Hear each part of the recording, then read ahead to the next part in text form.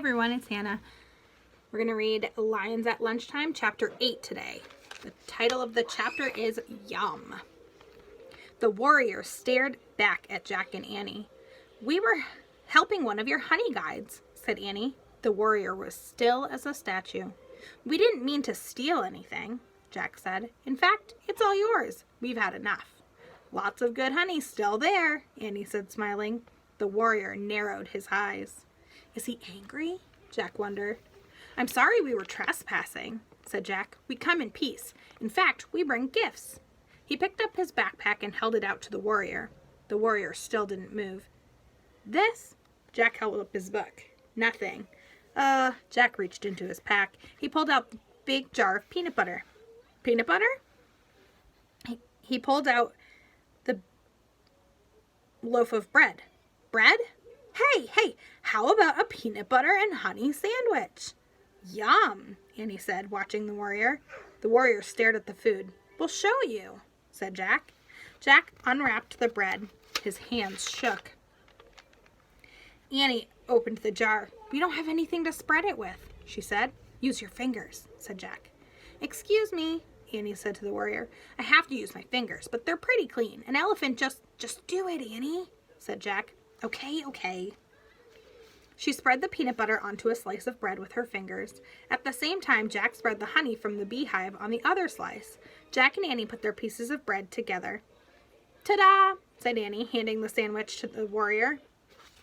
The warrior took the sandwich, but he didn't eat it. He just looked at it.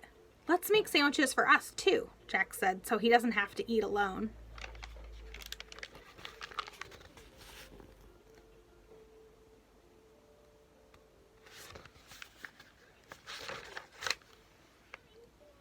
They quickly made 2 more sandwiches. "See? Like this," said Annie. She bit into her sandwich. Yum."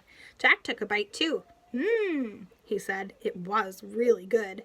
Finally, the warrior bit into his sandwich. He chewed slowly. "This is called a picnic," said Annie. They ate their sandwiches in silence. When they finished, Jack screwed the lid back on the peanut butter jar. "Not bad, huh?" he said. The warrior smiled. He had a kind, dignified smile. Jack and Annie smiled back at him. Then the warrior turned gracefully and vanished into the trees. "Oh, man," said Jack. Part of him wanted to follow the silent warrior through the shadowy forest. "Ready?"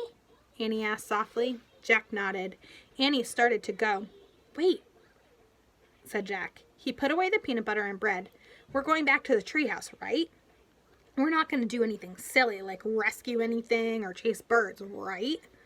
"Those things aren't silly," said Annie. "Don't forget that bird gave us the answer to the riddle." "Oh, right," said Jack. He looked at the little honey guide. She was on the ground pecking at the honeycomb. "Thanks," Jack said to the bird. Jack put on his pack. Then he and Annie started out of the forest. When they passed the pond, they saw the elephant still splashing in the water. He lifted his trunk. He seemed to be waving at them. "See ya," Annie shouted, waving back. They rounded the bend in the river, then started through the tall grass. As they walked back toward the treehouse, they saw the wildebeests in the distance. There were still some crossing the river. They saw a family of zebras grazing together. They saw lone giraffes walking from tree to tree, eating the leaves. And they saw a bunch of lions sleeping in the shade of a tree, the same tree that the treehouse was in. "Whoops," said Annie. Jack's heart gave a thump. "So there they are," he said.